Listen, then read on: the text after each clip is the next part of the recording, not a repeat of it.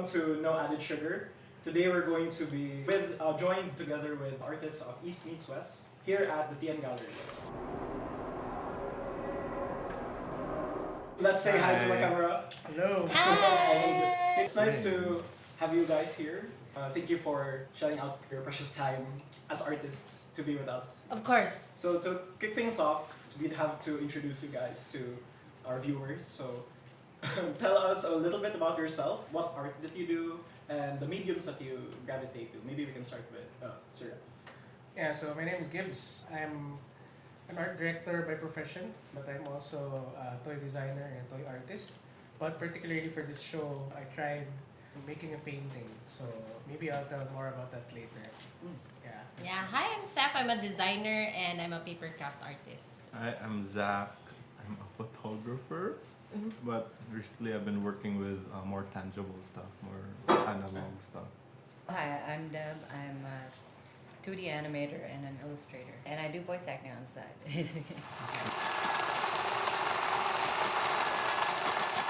Okay, thank you guys. So now that we're all acquainted with what you guys do, what kind of art you make, I wanted to ask, out of all like the callings in life, what made you gravitate towards art, and what made you choose this? I think it's not about us choosing art, it's art choosing us. Everyone innately has an artist in them. It's a matter of how you carve that out of you, I guess. Parang Michelangelo, I did not carve the angel, I just set it free. Parang ganon. I guess that's what I have to say. I don't know. I've always been in love with like visual art, growing up with like Art Attack on the TV, and yeah, we're growing up in a pretty rough home, so I always just like drawed and like painted. So from all the media, why photography? Because I can't paint for shit. I do paint, but there's so much you can do with photography in terms of yung semblance to reality ba. And it's not that like, you know, of course also like the cheesy stuff of like, you know, making time stand still, whatever. So whatever compositions you have and the intentions behind your compositions make up the entire image. So I guess a big pet peeve is when people say like photography is just taking pictures. It's really not. It's image. It's image making. Photography is easier than painting to me because I suck at painting. How about you, Miss Steph? Why did you gravitate to paper? Well, paper, because I started as a graphic designer, and then one of the tasks that I had been doing during my first job was doing packaging design. Yeah. And then in doing packaging design, one of the skills you have to learn is how to think about 3D objects in a 2D plane. Because you have to print it out in 2D, but it has to become 3D, whether it's a bottle or a box or something like that. And I realized during that process that I like thinking about these things, like how do I make this thing into 2D? And that problem solving aspect of creating that spatial recognition in your mind of how to convert something that's 3D into 2D is something I find fascinating. That's why that led me towards paper crafting, and it opened up like a whole world of like paper craft artists and things that they do and different methods of manipulating paper. And so ever since that time, that was just 2013, I actually started 2013, and then little by little, I'm exploring how to use it, manipulate it, and now I'm trying to use a machine to help me with the paper crafting process. Started with doing everything hand cut, doing after work, those after hours, the wee hours of the night until midnight doing paper crafting. But now since it's so busy, I'm so happy that there are machines that can help at least the mechanical process of doing it. I would say there's a sense of poetry to it, because if you see paper, it looks flat. It is flat, but then being able to manipulate how it looks like into making it a three-dimensional object, that's what really makes the art shine. Yes. So moving on to Miss Deb, why did you gravitate towards illustration and animation? Yeah, I mean, I always loved drawing. Ever since I was in grade school, I would copy those mango-looking characters in those children's books. I mean, in textbooks, to me they looked like mangoes. Their heads. It wasn't even anime, but it was like those generic textbook characters.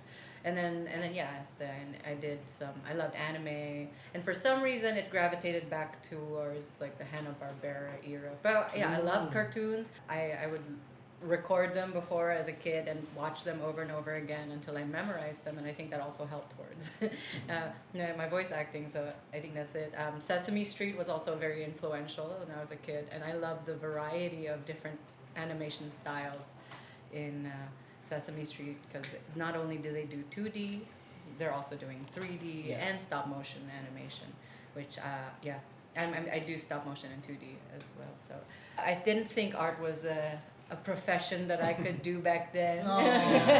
So I actually was part of the people who did nursing for peer pressure, and then I shifted. What was the breaking point that made you realize? Third year, you're doing duty. So that's when I realized I can't work in a hospital for the rest of my life. I mean, it's not me. It's not my calling, but it's kudos to the first responders, for sure. the nurses who can do it, but not me. I'd rather create characters, create life through art than save lives. Being in the hospital for long periods of time isn't for me. In a sense, like as an artist, we also have a capability to inspire lives. Like as you mentioned, growing up with cartoons, that really impacted you. So when we are now adults in the workplace, we don't know the impact that we can have towards future children who may be watching our work. So last but not the least, Sir Gibbs, why art? I guess, like any child growing up, we were all influenced by a lot of different things. Debbie mentioned anime, and it's the same for me, anime and cartoons. I aspired to be an animator or an illustrator when I was young. That's probably because that was the strongest influence at the time. But now, as a practicing toy designer and toy artist, I just realized that part of that journey was my fascination with toys that involved building or creating. I was very much fond of playing with Play-Doh. I love playing with Lego as well, and model kits like Gunpla. So I realized that all these things, I guess, contributed to my fascination with toys in general, and now being exposed to like a different field, if you may call it that, or industry in the art world, which is art toys. It just fascinates me wherein these two worlds intersect. So it is a very young industry, and it is still a developing industry. It's like within 25 years, so it's still evolving, and there are things that are to be defined down the line. Yeah. So I do a lot of stuff aside from art toys, but I feel like that is the focus right now. Which ironically, I did not do an art toy for the show. I painted something. There's a particular reason for that in relation to the movie I referenced from Wes Anderson. Now that you mentioned your artwork, it's actually time that we discuss the artworks that you guys made for the East Meets Wes exhibit right here at the TNG. So you guys have a very varied set of artworks. So there's paintings, there's sublimation printing, there's an interactive artwork, and packaging design even. So let's talk about how you guys interpret the world of Wes Anderson and how your East meets his West. Okay, Glorious Golden Mangoes. Among the films of Wes Anderson, probably top 5 for sure are the animated ones for me. I particularly like I Love Dogs. I watched I Love Dogs before Fantastic Mr. Fox. Fantastic Mr. Fox is based from Roald Dahl's story of BFG. In that movie, they were trying to escape the farmers who were looking for them. They destroyed their house because they were looking for Fantastic Mr. Fox, his family, and all the other animal families. So they were in hiding, and they were digging underneath the whole village. Practically, they were looking for their home because humans were already taking over their homes. So that there was an underlying very serious issue that Wes wanted to show in that film. And in the end of that film, when they were digging, they ended up in the grocery store. So essentially, being in that grocery was like the holy grail for them, because that was the reason why they were evicted in their own homes. and their celebratory drink while they were there. Among all of those amazing things in the grocery, they drank apple juice. Apple is a fruit that Wes Anderson is very gravitated to because of the significance of apple in history, like Adam and Eve. There's a lot of meaning sa apple, and in their case as well nga apple, because usa ka farmer dito was processing apple. So usa sa iyang products was the apple juice. So murag tag holy grail nila because finally inom ta ani like apple juice. In the case of Cebu, this is the east of the west. No, we don't have apples here. It's something that we do consume, but we don't grow. Something that we do grow are mangoes. For those who are not aware, larger portion of the mangoes in Cebu is not actually consumed in Cebu.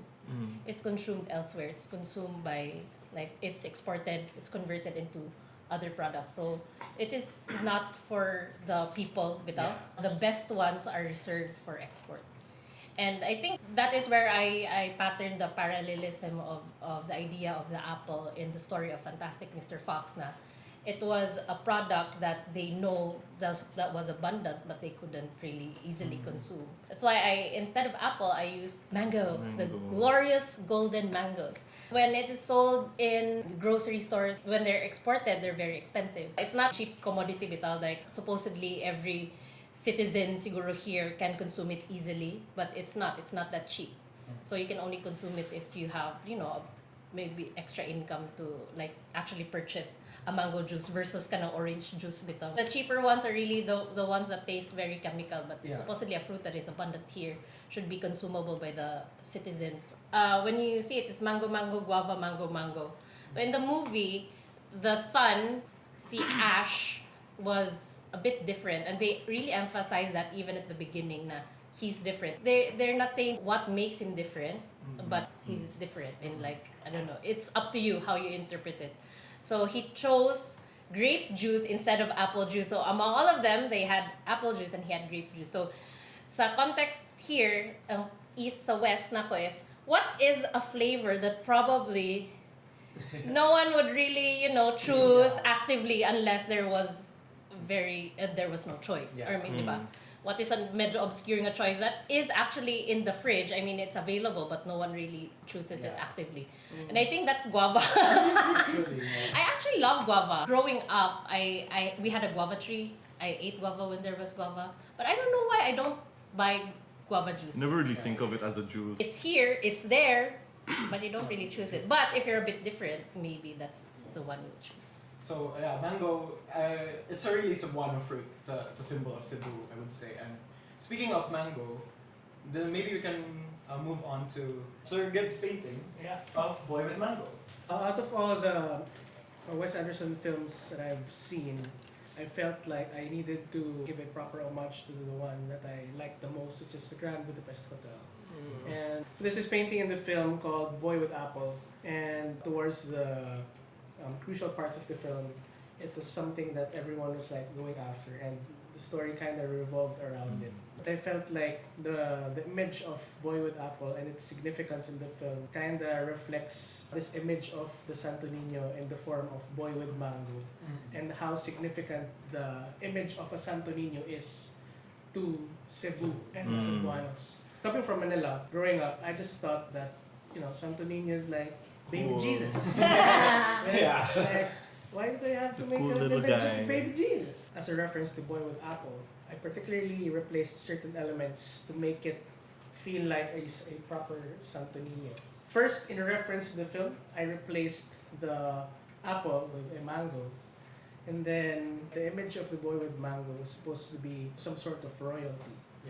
And the image of the Santo Niño, our boy is like Prince of the Heavens. I was really thinking if I should give him a crown or not, because it's supposed to be coincidental as a reference to Santo Niño, but not blatantly like presented as Santo Niño. as a Santo Niño. But then again, it felt like it wasn't complete. So I put a crown that's kind of like in the form of a puso, and which with my further research, I did see people crafting kind of like a crown made out of the same lukay that's used for puso. So rightfully so, puso for me, it's kind of like the royalty of Cebuano sustenance, which Yeah. is rice. I didn't want to take it too literally in the sense wherein I was just taking the image from the film and making my version of it. So I intentionally veered away from like the same composition and the colors Mhm. and tried to interpret it in the way I saw the film visually. So these are like the colors that I used are the ones that are for me like predominantly define what the film is. A lot Yeah. of pinks and blues and purples and like accents of warm colors like orange, yellow, and like a little bit of green. And of course, as the millennials that we are, I put in like small sign there. I guess in reference to like how the Santo Niño is supposed to like. Yeah. Yeah. The intent was not to be blasphemous about the image of a Santo Niño, but rather try to connect the image and its significance from the film to local culture, which is Cebu. And again, with the lens coming from someone who used to be from Manila and is now living as a Cebuano and seeing all these things, I guess the image of the Santo Niño and all the other elements that are part of it are the things that people see in Cebu as like their identity. And I guess to a certain degree, when you're a local, these are some things that people are so crazy about. And at the same time, there are other locals who take it for granted. Yeah. So me coming as a new Cebuano, if you may call it, Novo Cebu. Novo Cebuano, I like that. seeing these elements and putting them together, and like these things are actually very precious to your local culture, and you might not notice it, but Yeah. this is the boy with mango, and all these things come together in Cebuano culture. In the little time that I've lived here, this is my interpretation of little baby boy mango Jesus. Cebuano. Moving on to Miss Debs and her interpretation of East Meets Wes. Originally, my plan, because Wes Anderson does talk about socio-political issues and things. So I was considering making it more politically inclined or something about rich versus poor kind of thing. And I was thinking of the Royal Tenenbaums, the reference to that I was using. They're a very rich family. So I was gonna do the royal. I like play on words, so it's gonna be like Tan Larazabala, like the super rich Okay. family. But the more I watched the Royal Tenenbaums, I resonated more towards the origin story of the kids, where they were child prodigies. Instead of going political, how would I make this more Filipino? So instead, I decided to gravitate towards 3 gifted children. There's 3 child prodigies, but in the Philippines. What is most popular? The academic route, which is Chaz. His name now is Chister, and he's the eldest, so he's the firstborn.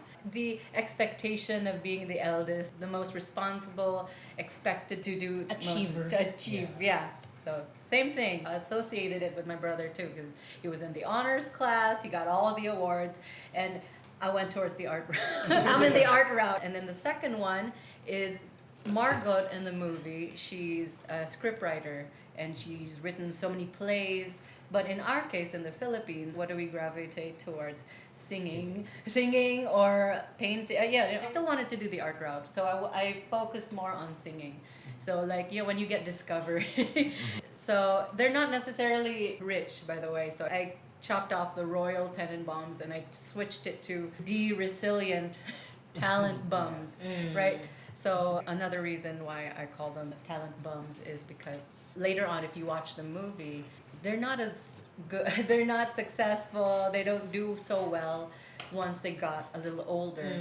So something happens when you become very successful at a very young age, and the expectations, I guess, for you to continue succeeding is going to take its toll, or maybe you peak at a certain age. Yeah. So music route, and her name is Marie Flor. I wanted something Maria, Mary Flor. Yeah. Stuck.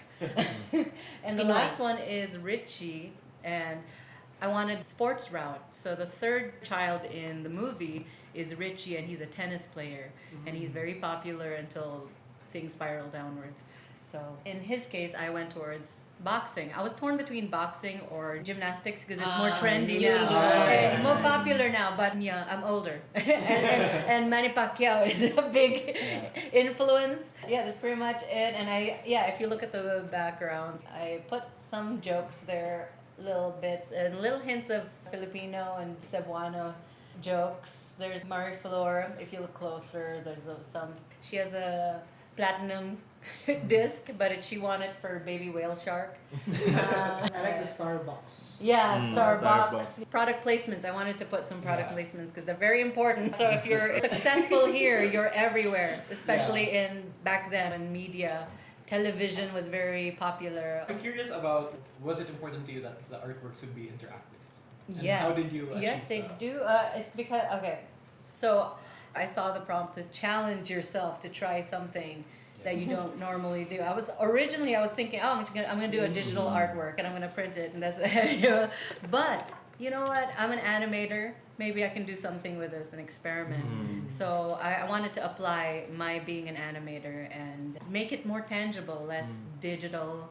So I sort of apply the same things that I do in my face. You rigged the... Yeah, I rigged the character. Did the character designs, and then instead of anchor points, pivot points, I used magnets. So magnets would make it move, and then at the same time make it less flat style, more two-dimensional. But my influence, actually, one of my inspirations was the pioneer of paper animation. Her name is Lottie Reiniger.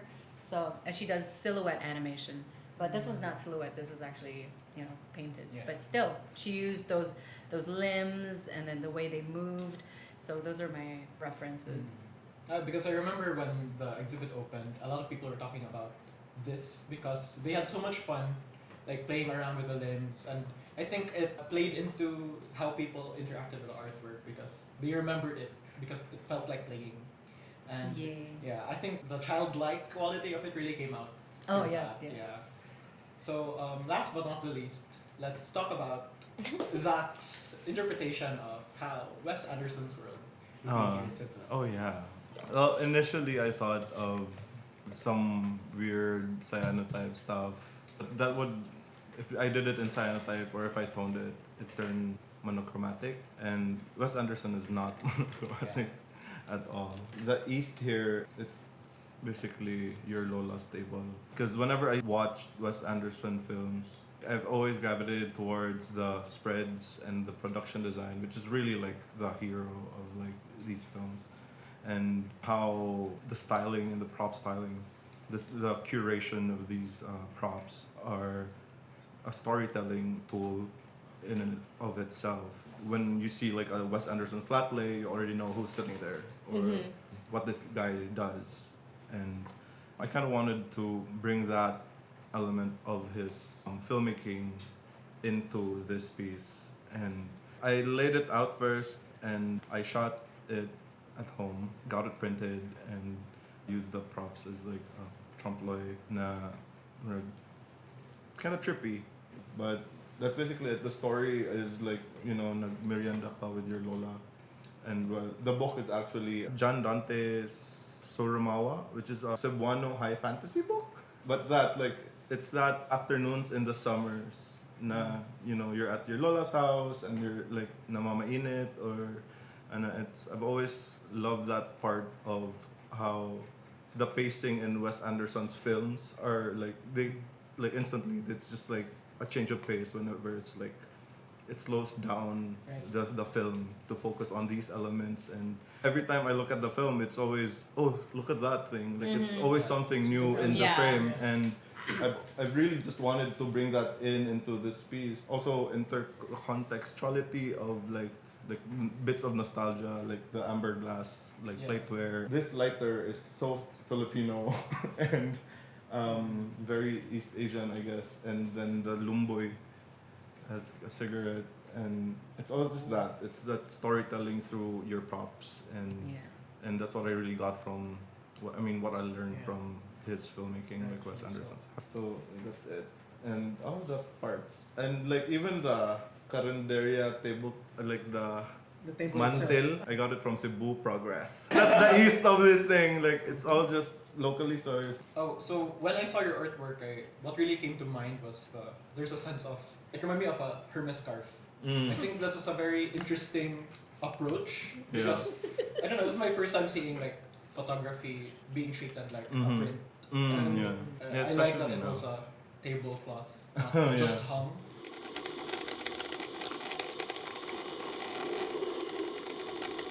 What are other forms that you're trying to explore photography? Mostly fabric. You can't tell it's texture. There's so many layers to texture in fabric. Na parang, like how it's creased or how it's folded, what grain or what, like even the weave on it is different, and that affects the image itself, but also as a tool na parang what kind of, I guess, what your motivations behind the image and whether that can supplement it and the message of the image. I've been developing a series for a show this year. I play a lot with transparencies and layers. I did a small micro series on the green cover around my building. Na parang I shot like with a telephoto lens na like the houses and like the one in the Escario Capital area, and then blocked out all the houses in like Photoshop. And then so I printed out the original image and then used is it tracing paper? I printed it out on tracing paper again, nakatong I see what like you're doing. the foliage na lang, and like it layered on top, and you can see like how much foliage is left in the city, and it's kind of that stuff. It's like allowing your viewers or whatever, whoever consumes your art, an easier way to consume it and like to understand what you're trying to say, and yeah. Since Ms. F, you mentioned paper crafting, Sir Ralph, you mentioned baking, illustration, and Ms. Deb, illustration and animation. What are other mediums of art that you guys want to explore? I'm really into crafting, and as a crafter, and I'm sure that many crafters can relate to. No crafter can really focus on one craft. Like you really have the urge to try different things. So every form of craft is an art in itself. So I want to try embroidery and ganang tufting and like Love it. ceramic. These are different mga avenues that I want to explore. I mean, I have tried na ceramic, I've tried kato terracotta. I want to try more embroidery and ganang better siguro I need training sa rug tufting ganon. I'm leaning more towards exploring the mga medium that involve craft work. Yeah. How about you, Sir? For the show alone, I already tried something that is fairly familiar, but I haven't really touched on for how many years. And acrylic at that. When I paint, I usually use watercolor. But aside from painting, I feel like painting is just returning to something familiar. But with your question, I feel like other creative outputs that I would like to explore. I've always had that vision of making furniture, maybe a stool or a lamp. Because I feel like I have this grown appreciation for industrial design, seeing the details and the craft behind it and all the things that need to be considered in designing all these things. And now that you have access to certain tools to actually do it, then I probably have no excuse not to try and explore it. So hopefully, when the right design comes to mind, and it's probably something that I can come into fruition in the near future. I guess that industrial design in general, I guess. Still a bit related to toys in the sense wherein it's three-dimensional and it's something that's still very tactile and tangible. Hopefully soon. There's a very like a Bauhaus, the philosophy to it, coming together of different for artistic like forms of expression to make something like something that is actually can be used. Lastly, for Ms. Deb, what are other media that you make? Lately, I've been thinking more about it. I'm working on an original IP and intellectual property, characters, etc. It's still in the works, though. But yeah, that's what I'm working on. So yeah, I have this thought now that it keeps running in my head that says, do your own thing, not just what the client paid for. Yeah, because that thing is not yours. So that's what I'm working on right now. Speaking of which, I do want to experiment more in different types of animation. And I know I've experienced in 2D and stop motion, but I want to try more mixed media type of animation, experimental forms that is non-linear type of animation or non-figurative animation too, because something that doesn't even need a story. I love all forms of animation, and including even 3D. This is my experiment with doing the cutting and using magnets with on glass thing. So I was thinking, hey, maybe I can make more of that. A lot of plans, a lot of whips. Let's see if it comes to life. But yeah, that's my goal now, is to do, apart from commissions, freelance stuff, my own thing. Yeah.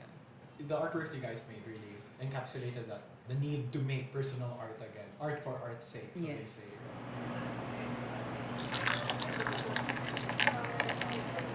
Well, now that our conversation is coming to a close, I wanted to ask you your opinion, especially now that all of you are based in Cebu. What do you think is the future of Cebuano art and Cebuano spaces? Last year, I visited Washington, D.C. in the U.S. With my aunt, and then she took me to a place called the Torpedo Factory. Now it's a space for artists. So this space for artists is a dream. This is the dream, that you can rent a space there where you can create your artworks. So people can actually walk around and visit. It's a gallery and a studio at the same time. There's like 4 floors of people's art, and you can walk around and visit their studios while the artists are actually painting or creating their artworks.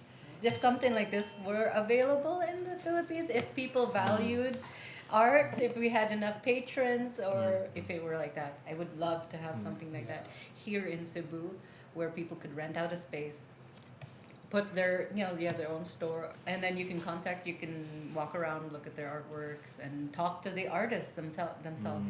The future of Cebu art. Coming from Manila and having seen how that subculture grew into what it is today, and I'm trying to put out the same efforts that I did in Manila here in Cebu, and hopefully see the same growth, and probably even much better into the future. The way I see it is that the interest is very high, and the interest and curiosity with regards to what it is as an art, number one. Number two is how they could participate in both making and buying. So in my head, that doesn't only involve the artists and the patrons of their art, but more so a whole industry will be affected, and it can be good opportunities for different industries as well. So I know that Cebu is big on furniture production, and what probably these production houses don't realize right now is that in terms of creative process, it's not, I don't see it as too far from what they're actually doing. In fact, I've already tried reaching out, and I've worked with one of like the factories in Mactan. What they usually do, they do resin production, and they haven't really played around with the idea of producing toys. Like I said, it's a continuous conversation regarding the cross between art and toys, and them calling it art toys. So now my role is to like help people understand it more and appreciate it overall. So the way I see it is that eventually, when people are more mature in terms of their appreciation towards what it is, beyond the artists and the consumers or the buyers or the collectors, these businesses would probably expand into catering to the artists as well. Of course, spaces like Cebu Making Space, and now there's other places like Fab Lab and also Maker Lab, who have all these resources, could help out in expanding this industry and making people understand and appreciate it better. Realistically, that's how I see it. And then I guess if we could put in like the utopian element to it, is that wherein Cebu, strategically positioned in the middle of our geographical position in the Philippines, it can potentially be like the center of like creativity. Something utopian I've been thinking about lately, more consumer education.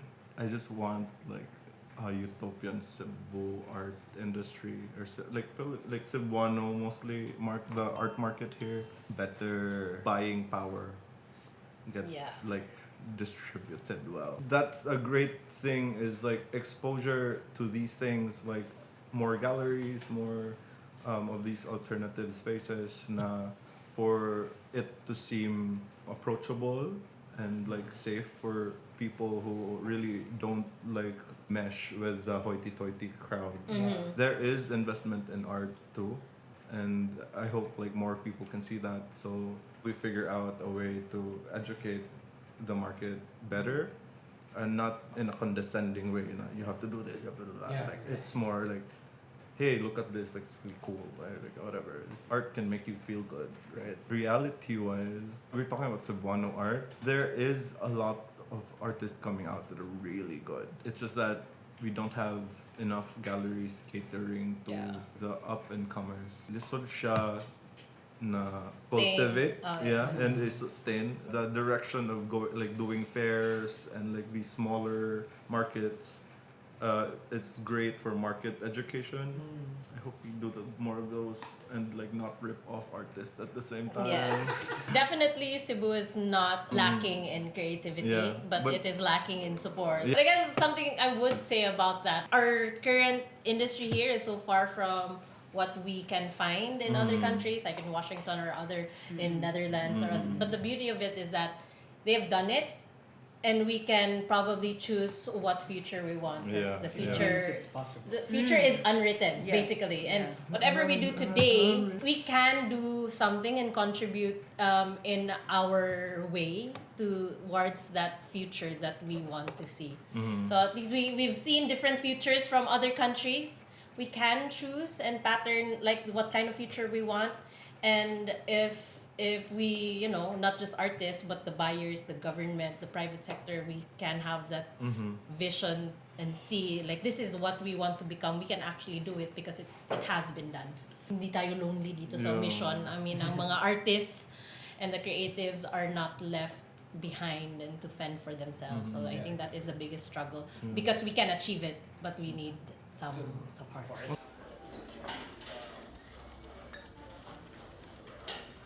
To sum it up, the Cebu art scene, it needs a lot of effort from everyone involved, from market education to accessibility to support from the government, so that artists don't have to rely on ourselves to carve these spaces out for other artists as well.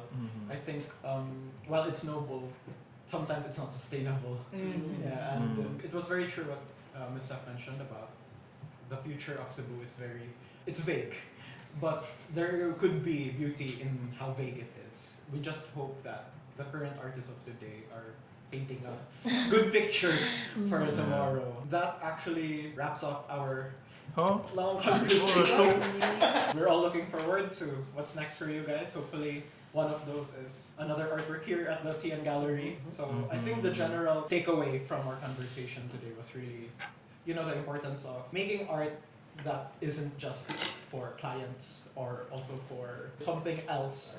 It reminds me of the previous, Added Sugar with a different set of artists here from East Meets Wes. We talked about the importance of Cebuano spaces, Cebuano art spaces, and for our conversation, it was really about carving a space, but also realizing that there needs to be effort from all sides in order to make a sustainable scene for Cebu art. So thank you for spending your Saturday with us and for an interesting conversation about art and how East meets West. So till the next time, say goodbye for that. Bye. Bye. Thank you. Bye guys. Bye. Bye.